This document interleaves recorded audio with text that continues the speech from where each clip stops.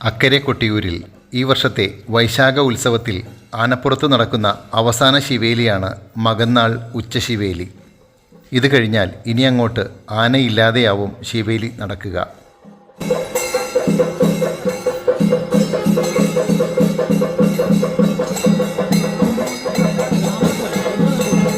മകന്നാൾ ഉച്ചശിവേലി കഴിഞ്ഞ് ഗജരാജന്മാർ അമ്മാറത്തറയെയും സ്വയംഭുവായ ശ്രീ പരമേശ്വരനെയും വണങ്ങി അക്കരെ കൊട്ടിയൂരിൽ നിന്നും പിൻവാങ്ങി. ഒപ്പം സ്ത്രീകളും.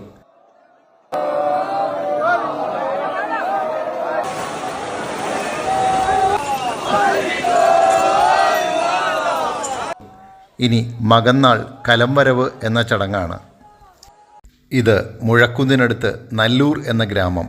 ഈ സ്ഥലത്ത് നിന്ന് നല്ലൂരാൻ എന്ന കുലസ്ഥാനീയൻ്റെ നേതൃത്വത്തിലാണ് 12 പേരടങ്ങുന്ന സംഘം കലം ആയി പുറപ്പെടുന്നത്.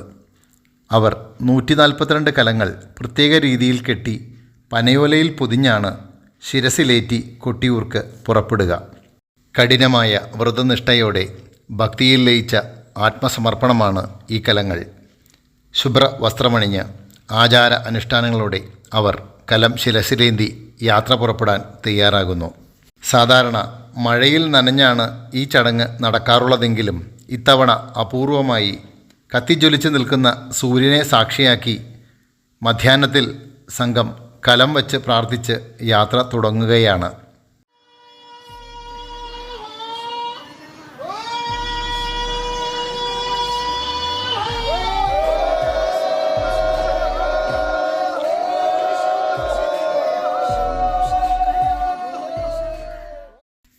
നല്ലൂരിൽ നിന്നും മധ്യാഹ്ന അർക്കനെ സാക്ഷി നിർത്തി യാത്ര പുറപ്പെടുന്ന സംഘം സന്ധ്യയോടെ ഗണപതിപുരത്ത് എത്തും. പിന്നെ ഇരുട്ടായാലേ അവിടെ നിന്ന് പുറപ്പെടൂ. ഇവർ കടന്നു പോകുന്ന വഴിയിൽ വിളക്കുകൾ അണയ്ക്കും. കലം വരവ് കടന്നു പോകുന്ന വഴിയിൽ ആരും നിൽക്കാറുമില്ല. അതാണ് ചിട്ട. അക്കരെ കൊട്ടിയൂർ ക്ഷേത്ര സങ്കേതത്തിലും കിടാവിളക്കൊഴികെ എല്ലാ വിളക്കുകളും അണഞ്ഞിരിക്കും. കലം കൊണ്ടുവരുന്ന സംഘം മണിത്തറയെയും പ്രദക്ഷിണം വെച്ച് കലം സമർപ്പിച്ച് മടങ്ങും. ഇനിയുള്ള 2 ദിവസം കലം പൂജകൾ നടക്കും. മകന്നാൾ കലംവരവിന് ശേഷം രാത്രി മുതൽ പൂജാ സമ്പ്രദായം മാറുകയാണ്. അതിനിഗൂഢമായ പൂജാവിധികളാണ് പിന്നെ ഇവിടെ നടക്കുക. ശരിക്കും ഭയാശങ്ക ഉണ്ടാക്കുന്ന ഒരന്തരീക്ഷത്തിലേക്കാണ് അക്കരെ കൊട്ടിയൂർ സാക്ഷ്യം വഹിക്കുന്നത്. സന്ധ്യ കഴിഞ്ഞാൽ പുരുഷന്മാർക്കും പ്രവേശനമില്ല. ഉത്സവം സമാപന ഘട്ടത്തിലേക്ക് അടുക്കുകയാണ്. കൊട്ടിയൂരപ്പാ ശരണം. നമഃശിവായ. ശംഭോ മഹാദേവ.